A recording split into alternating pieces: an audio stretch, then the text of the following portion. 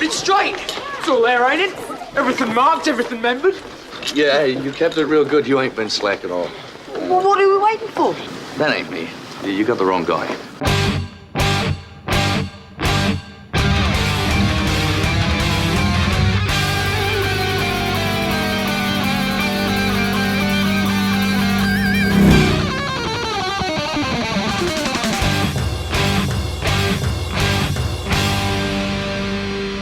Welcome to the Mad Max Minute, where nothing beats the sensation of disappointing the children in Mad Max Beyond Thunderdome 1 minute at a time. I'm Rick. And I'm Julia. And today we're talking about minute 58, which begins with the waiting ones showing Max their latest painting, and it ends with the children begging Max to fly them away from the wasteland. Okay, campers, rise and shine, and don't forget your booties, because it's a cold one out there today. It's cold out there every day. What is this, Miami Beach? Not hardly, and you can expect hazardous travel later today with that, blizzard thing. That blizzard thing? Oh, well, here's the report. The National Weather Service is calling for a big blizzard thing. Yes, they are, but there's another reason why today is especially exciting. Especially cold. Especially cold, okay, but the big question on everybody's lips? On their chapped lips. On their chapped lips, right? Who are our guests for today's minute? Sean German and Dave Pallas. That's right, Woodchuck Chuckers. It's the hosts of the Groundhog Minute. I am brought to tears.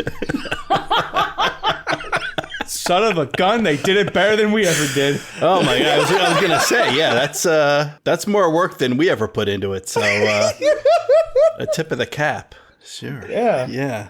We are not going to do that every day. I was going to ask. Or are we? Thank you so much, Rick and Julia, for having us. It's a real pleasure to be here. Yes, I'm very happy. Though, yes, up front to the listeners, I've only seen Fury Road, so I'm going to give my best impressions and opinions about the minutes today. Going to do my best. This is quite the set of minutes to come in blind on. So I'm so very curious as to what your initial reactions, Dave, are to these 3 minutes. All right. I think these minutes fit in well with the religious fervor aspect of Fury Road is kind of mirrored in these minutes. Yeah, first impression was I'm watching this and I'm like, I felt like almost Spielberg stole this for Hook. I felt like I was watching a proto Hook scene here, where they want this older person they see as their this idol they've been waiting for years completely disappoint them. He's got his own mission. That's what I felt like watching this. That was my first impression. It's funny that you mentioned Hook, because that's exactly why we chose to review Hook 5 minutes at a time on our Patreon page. Yeah, it all checks out. It's all connected. Yes. Yeah. So if anyone's been complaining about the fact that we're talking about a non-post-apocalyptic movie on the Patreon page, haha, we did it on purpose. Speaking of these lost boys and girls that are imminently going to be disappointed by a person that they look up to, we're going to start off this minute with Savannah. She has just done this crazy little hand motion last Friday to quiet all the children down, and she leads in with, "And somebody did come," and all the children together, they start doing their Chuck Norris chant, chanting Walker, Walker in a very reverent manner. And off to the side, Gecko and Mr. Skyfish, they lift this screen, for lack of a better term, out of the way, and we get to see their latest painting that they've added to the story wall. Oh, they just added it? Yeah. Like overnight, like while Max was unconscious? Yeah, this is completely new. Oh, okay. Oh, I did not know that. I thought that painting had been there and then that was a recording of what Captain Walker looked like. And I'm like, how is that so much the same as Max? No wonder they think that Max is Walker. He looks exactly the same. Down to the monkey and the gray hair and everything. But now, this makes so much more sense. This is a completely different movie than I've been watching for decades. Yes. I've learned so much now. Yeah, no, I got my impression though that this is either relating earlier to the minute than the movie or to the previous films. I thought somebody was describing Max and that he helped somebody out, and so that got passed down and eventually was put on this wall. So that's how I got the opinion of it. It was that, like, somebody described this man with, like, the aging hair and a leather outfit and a partner monkey apparently saving people. So that's what I thought. I thought like, oh, this is the way they see Max, and I thought his arms are stretched out. I was like a Christ figure. I was like, they're seeing Max like we would see Jesus on the cross, And we go, oh yeah, he's the savior. You see that guy? He's gonna save you. That's how I got the impression from it. But it's funny that you're saying it's just a new thing on the wall. Oh yeah, the paintings on this wall have been the same for years as they've been doing this tell. And I have to say, I'm very impressed with the children, how ritualized they are with this presentation, how quickly they adapt to the addition of a new picture. Mm-hmm. Because maybe I'm off base, maybe there's some sort of hidden lore where this painting is old, but to me, it looks really new because it is so purposely Max. Their depiction of Captain Walker before this point was a little lithograph slide of a pilot standing in front of a plane that's taking off. Mm-hmm. Which we don't even know if that was actually Captain Walker. It was an airline pilot. Right. I'm assuming that that's not actual Captain Walker. Yeah, I think that's... But then again, I thought this was. I thought it was too. Like, where did he get a monkey? Yeah. Well, and so I'm wondering, how do they make the connection between the monkey and Max? Because they arrive at different times, right? Well, this is something that was skipped over in the movie, but was contained in the novelization. When Savannah found Max, and I don't remember if we mentioned this back when we were talking about this scene. I think we did. But when Savannah discovered Max, brought him back to the crack in the earth, and the initial group of gatherers were standing around Max, Sally Ann, the name of the monkey, jumped out of Max's jacket, and they were startled by the sudden appearance of the monkey, and they said, "Oh my gosh, what is that?" And they're like, "Oh, that must be Captain Walker's Copilot." Because he's smaller and uglier. So let's not insult the monkey. I'm mesmerized. So yeah. So one of these things that I hadn't noticed until watching the movie 1 minute at a time, something that goes by very quickly if you're just watching the movie like a normal person would, is the little monkey painting with the people on his wings to mirror Captain Walker. They are taking this whole idea of Sally Ann being a co-pilot to its logical conclusion. Yes, Max is going to fly them to safety, but Sally Ann is also going to fly them to safety as well? Yes. Yes, they're going to work together. Yeah. Yeah, and I guess that's the tip-off. If I had noticed the little monkey drawing next to the man drawing, then unless I'm thinking that Captain Walker had a monkey as well, which is just too much of a coincidence. We don't think that. So I'm willing to say no, he didn't have a monkey. So then that's the indication. That's the thing I've been missing for 30 years to tell you that this is the unveiling. This is the premiere of a new entry into their gallery and a new chapter to their story. Okay. Mm-hmm. Yes, and it's clearly meant to honor Captain Walker / Max. Yeah. That they have created a representation of him for their permanent records. Yeah. That's very flattering. It is. And it doesn't go over that great. Well, I mean... Which is sad for them. I feel bad. It is what it is. It's certainly a child's painting. It's not a Degas or a Monet or anything like that. Hey, it's pretty good. It's not bad for finger paints and whatnot. For river mud and... Yeah. In earlier movies, I'm assuming that Max at some point was... I'm not going to say a family man, but I'm assuming he was protecting his family, I'm guessing, in the original film, or like because I feel my question is this like the first time in a long time that Max has really had to interact with like children and who have like this innocent mind and they're optimistic rather than like savages that just want to control and torture? It's certainly the first time in a long time that he's had to deal with children in this quantity. Okay.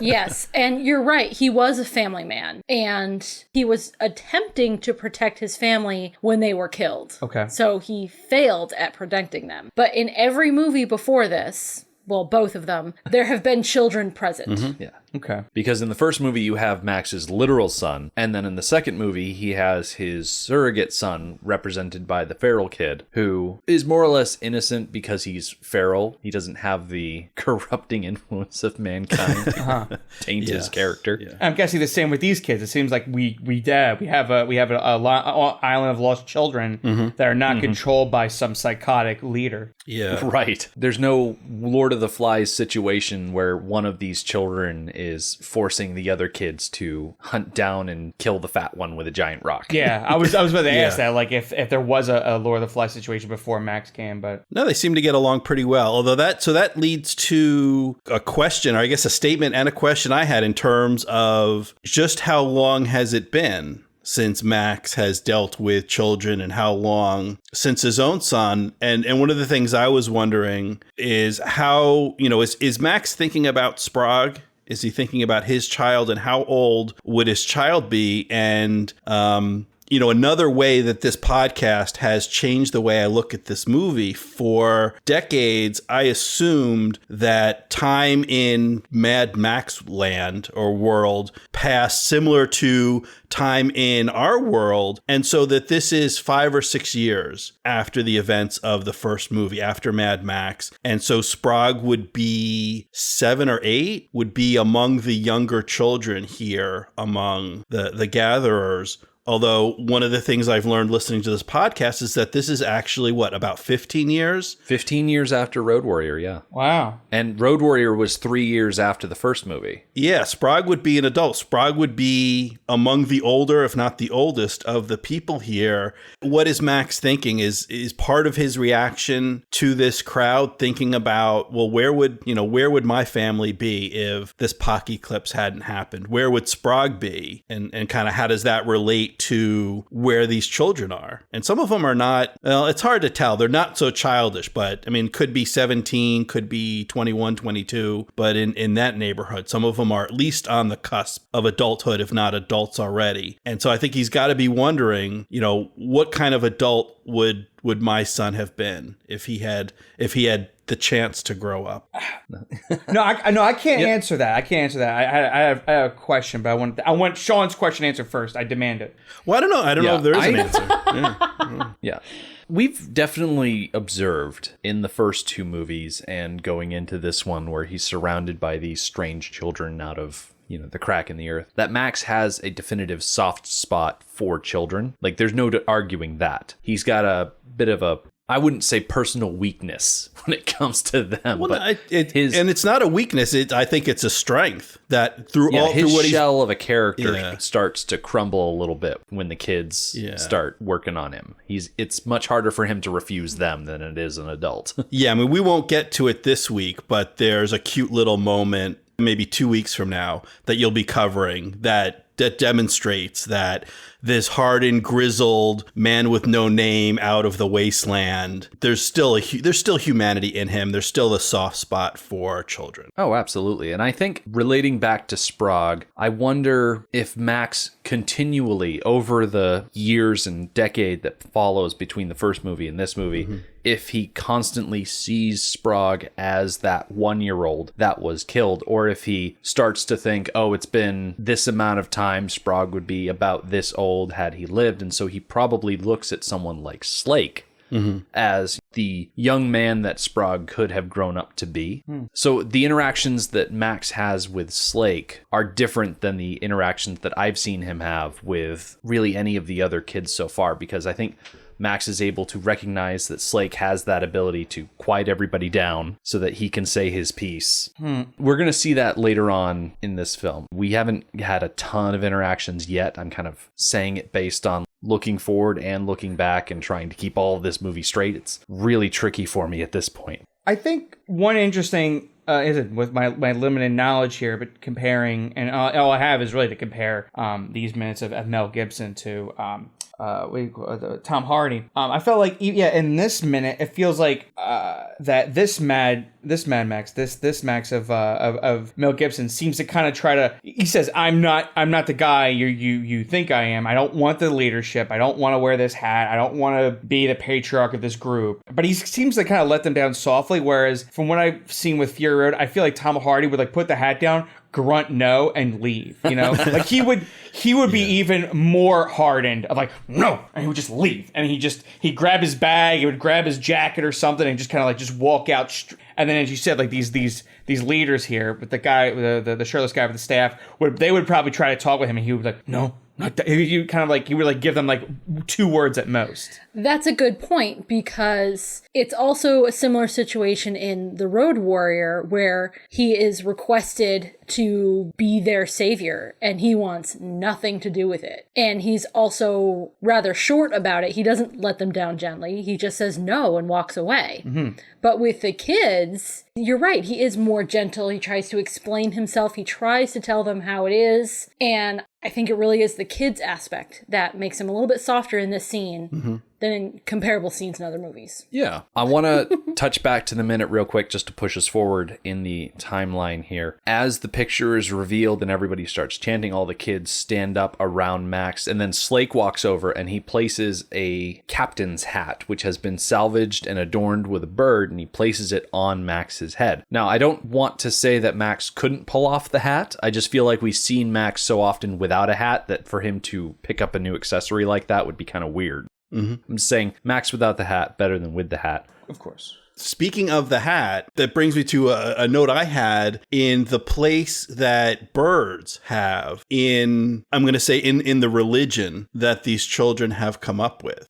We see, so there's a hat on, the captain's cap that they place on Max's head. Savannah has a bird that she's wearing a sort of a headdress. Mm-hmm. And although that looks like, I'm guessing that was a flightless bird, but still a bird, so flight's kind of in there. We see feathers and I think other birds throughout these minutes. I think it's just sort of an interesting sociological or anthropological sort of fiction that they've written, for this group. That there's some depth there that we don't necessarily have to have, that you can understand the movie and be entertained without it, but that they have produced this religion in this new society, and having a pilot as their sort of savior, that it would make sense that out of nature birds would hold a special place, being the animals that can fly. That's sort of their spirit animal. Yeah, this tribe strikes me as very ornithophilic. They love birds. Yeah. Yes. They have this mythology based around the idea of flying, and they seem to understand the concept of flying, but not necessarily the concept of artificial flight. In the book, it kind of outlines it a little bit better, defines it a little bit better,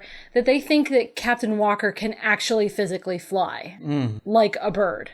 So I'm not sure that they understand that artificial flight is possible. They think that Captain Walker is going to fly them all away. Literally. Which is definitely the trouble with a group of children who have been isolated for a period of time, defining their own religion. Yeah. And they're completely devoted to this idea, because Savannah looks down at Max wearing this hat and says, "We's heartful to you, Captain Walker." And Slake says, "We's ready now. Take us home." Like, they're all in on the Max train. I have one thing, but I'm gonna save it for tomorrow. But yeah, it's you have this group of children. They seem like good children. They don't seem corrupted in any way. And it's like the one thing they need is a homeland. They don't want to be here. And I'm not in any way going to compare this. I'm just going to give you an honest opinion. Once again, listeners, don't get too upset with me.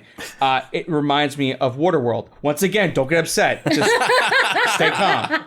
I don't want you to get upset at me. I'm not saying this is a one-to-one comparison. I'm just saying is that you have that mother and that child, and they're not corrupted by how Dennis Hopper's character was, but they both want the same thing. He wants power and land, and essentially they just want a new life in land. And that's what these children want. So they can survive here. It looks like they're doing fine, but they want that. They know that this land is not the best. They know that enough. They're smart enough to know this land is not the best. We want to go to the land that the birds fly free and there's no sand or something to that extent. Yeah. Well, that's interesting. Sand is like to ocean in Water World. That's what I'm trying to make. Yes. Yeah. Too much of it. Okay. So what I'm hearing is that Costner just ripped this off and was like, okay, we're going to do Mad Max, but with water instead of sand. Honestly, in concept, that's not a horrible idea. In honest concept, to say, look, we don't want to know, we don't know where we are with the Mad Max franchise at this point. It's the mid 90s, and that idea of like doing a Western idea, but we do it in the ocean. Once again, this is not Waterworld Minute. I understand that. Just saying, a conceptual idea, that's an interesting idea. But both his Apocalypse movies, this and Postman, wasteland did not work. Yeah, well, and I don't think we're going to go too far down this road, but this is a long road if we want to, in terms of the influence that this universe, sort of Mad Max as a totality, and particularly these three movies from the late 70s, early 80s, and even this one in particular, Beyond Thunderdome, in terms of the popular culture idea of what a post-apocalyptic world looks like. That there are a lot of movies from the late 80s and the 90s and going forward that are very similar, that whether it's intentional or not, and maybe Rick and Julia as the experts, maybe you'll correct me and say that there's some other earlier movie that inspired this in terms of, you know, what a wasteland is. But since these were the kind of the first movies of this genre, this post-apocalyptic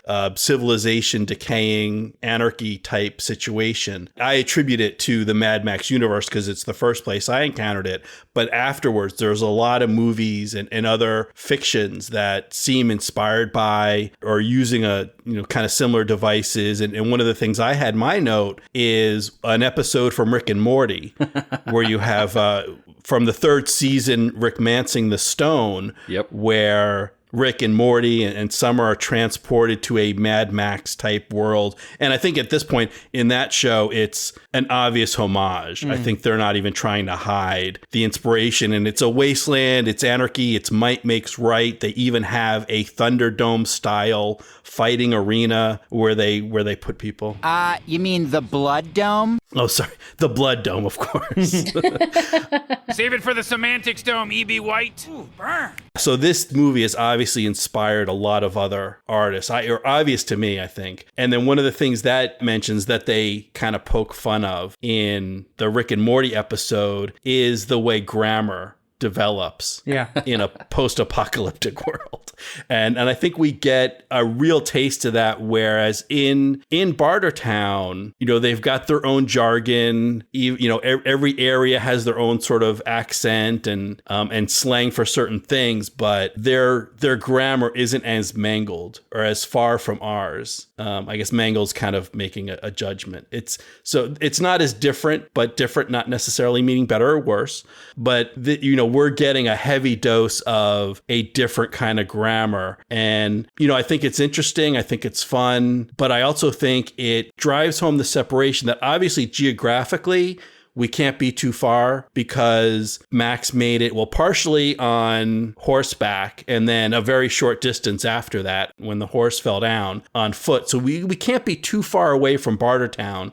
We're not quite sure which direction, but culturally, we are very far away. Oh, certainly. Yeah, they are incredibly isolated, and you definitely get a real good sense of how, left to their own devices without a written form of language teaching, that they've just slowly changed over the years. And getting back to the minute real quick, Max has been hatted. People have said that they are counting on him. And as he is sitting there with this hat, the music is being very inspirational, but Max stands up. And the music almost wants to say, "You got it, kids, let's fly back to civilization." But Max gets to his feet. He's visibly uncomfortable, probably wishes that he had been just left in the desert to die instead of having to deal with all this stuff. And so he just takes off the hat, hands it back to Savannah, and starts walking away. So Slake, understandably upset because this person that they dragged out of the desert that they thought would save them from their squalor, grabs the hat back from Savannah, starts chasing after Max, and we get an example of that decayed speech pattern that you were talking about. He says, "We kept it straight, everything marked, everything membered," and he forces the hat back into Max's hands, saying, "No, you can't just drop us this quickly." And poor Slake, and probably the rest of the kids as well, he assumes it's because they didn't do it right. They made mistakes. They didn't tell the story correctly, or they got it wrong. Something, they think it's their fault that Max is walking away. Yes. And that is, especially in a religious context, that is horrifying.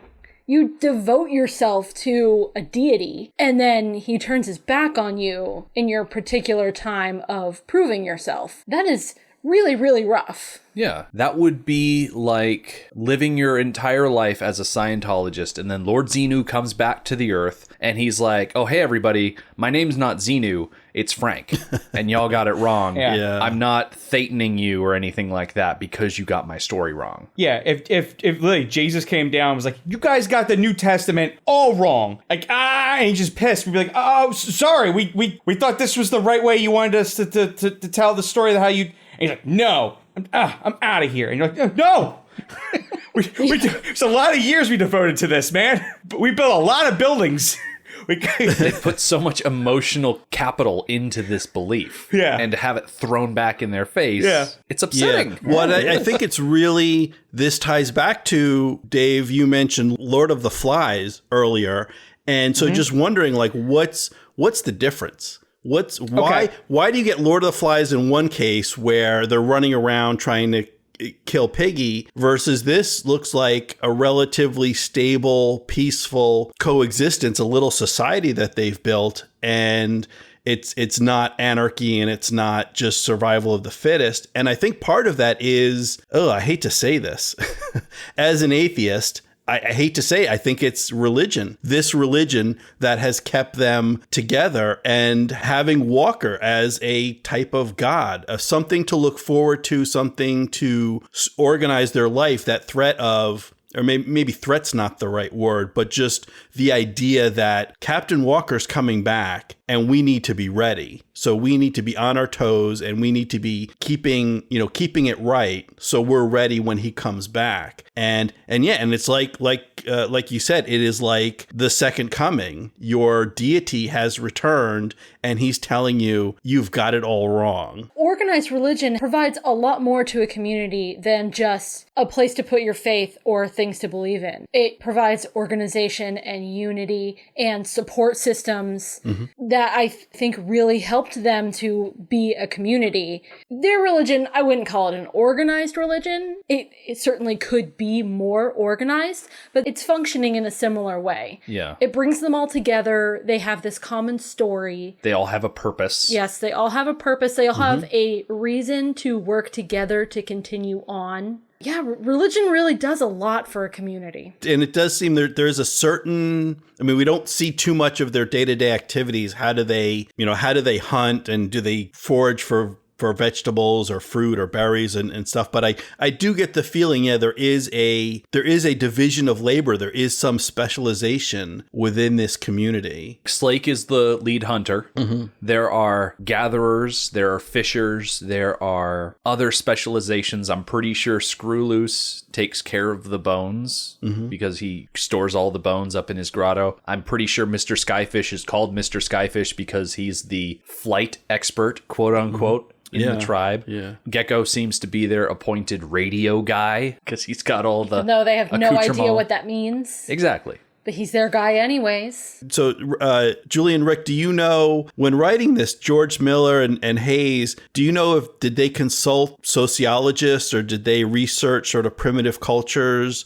How did they come up with this society, this structure for this group? Do you know, is there any science behind it, or did they just kind of make it up? We do not know for sure if they consulted anybody. I would guess that they did not. The level of sociology analysis going on seems to be on a level that Rick and I, without too much digging and looking for help online and whatnot, are able to understand. So I think that it's at the same level where Miller and Hayes could write it just from their own heads, from their own observations.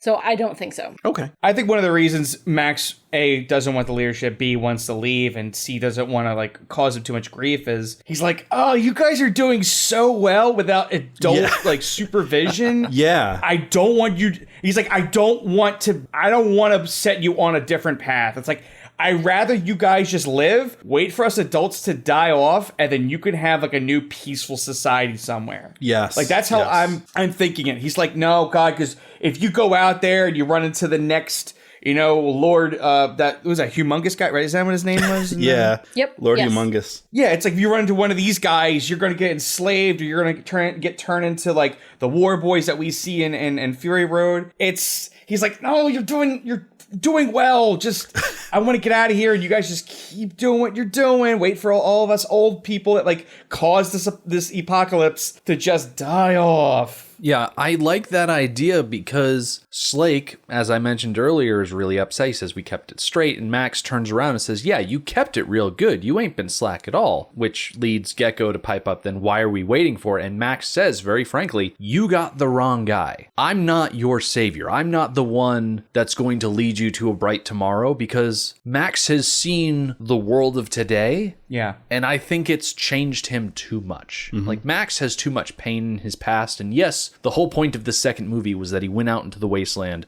and he learned to live again. And so this is an evolved Max who was hurt in the first movie, healed in the second movie, and is now existing in the third movie. But he still doesn't feel that he has the savior credentials to be their Captain Walker. I think he knows right and wrong, but I think he is worried. He's like, I'm almost scared of myself that I'm going to put you in harm's way on some unnecessary personal vendetta quest thing, or, you know, yeah, we're going to run into a tribe, and my first idea is going to be, we're going to have to, you know, take their supplies and kill them or something. Like, I think he's worried that I may put you on a path of violence, and now you're all working together and you may become violent. And Max has the habit of making powerful enemies and people around him die. His wife and child were killed by a gang that he didn't necessarily square off with throughout the course of the movie, but he was tangentially related to killing a member of them. But basically, people that he cared about were killed by his enemies in the first movie. Well, in the second movie, he didn't necessarily care about the compound dwellers to that same extent, but the people around him were still slaughtered. People die when they hang around Max, and he doesn't want those children to die because they're in close proximity to him. Yeah. Oof. Yeah, he's like, their best situation is just to kind of just keep living in this cave and doing what you're doing, and then when all of us olders are just died off, you could probably restart civilization. Hopefully, yeah, the children will be better. You know, the children are our future. Yeah. You know, no one talks about that. I'm glad you brought that, Sean. Because we all need a little more Whitney Houston in our lives. Exactly. Mr. Skyfish says, quit joshing, Captain. I didn't know the term joshing until college. True. And I had a roommate from Florida, and she said it all the time. And now I say it. And I like the term. I don't know what it is about it, but I like using that term. Well, you know, Joshes are typically dishonest and sly individuals. Absolutely. So, therefore, joshing would be someone who is being dishonest with you. Oh, okay. Do I even know a Josh? Do you know a Josh? I'm dropping all Joshes. In my day-to-day interactions, I would say no. I have known Joshes in the past, though. And that's where you're going to keep him, in the past. I'm racking my brain if I have ever... Are you trying to find people in your past who have, like... Shout out to 5 Minutes of Bonsai and Josh Horowitz. You deceitful bastard, you. We know it, so... But sure, Josh. The man's always trying to cause trouble. 5 minutes at a time. It may sound like I'm saying that everyone named Josh is a deceitful bastard, but that's not what I'm saying. And that's not what the term joshing means. It's kind of funny to think that, though, isn't it? Well, yes. All right. Now, the next time I meet someone named Josh, I'm going to be super skeptical of them. I'm just going to, like, start squinting at him and be like, really? Are you just joshing? Yes. So is that not, now I'm wondering, is that not politically correct? Should we not be saying? Is this like their word, like Josh can use that word, but since we're not Joshes, we can't be saying that term? We have to use the This J episode's word going to have a lot of bleeps when it comes instead out. of joshing.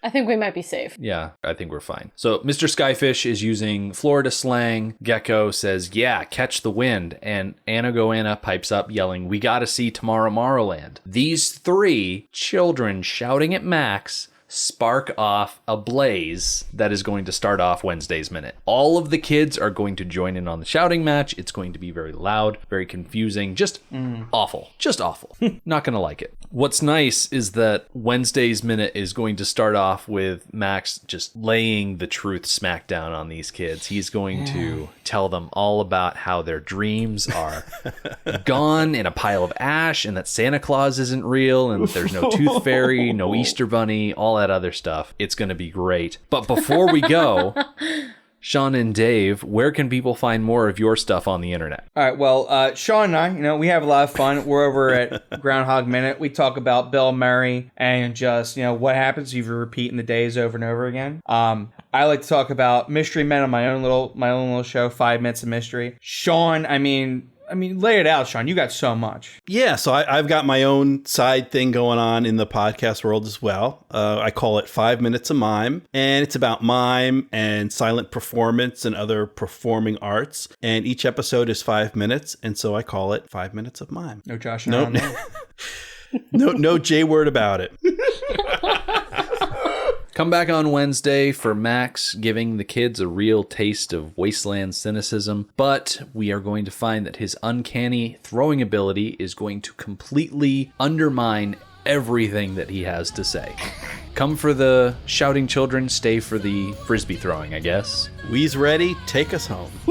The Mad Max Minute podcast is a fan project by Rick and Julia Ingham. The Mad Max franchise was created by George Miller and Byron Kennedy, is presented by Kennedy Miller Mitchell Productions, and distributed by Warner Brothers. Mad Max Minute is produced and edited by Rick Ingham. Our opening music is Verdi's Dies Irae by Daniel Batista of danielbatista.com. And our outro music is We Don't Need Another Hero by Militia Vox of militiavox.com. Our home on the internet is madmaxminute.com. You can follow us on Twitter at madmaxminute, like us on Facebook by searching for Mad Max Minute, and join our Facebook listener group, Mad Max Minute Beyond Microphone. If you'd like to support the podcast, visit madmaxminute.com, where you can check out our TeePublic storefront by clicking the store link, join our Patreon by clicking the support link, or make a one-time donation by clicking the donate link. Thank you for joining us for minute 58 of Beyond Thunderdome. We'll see you next time. Everybody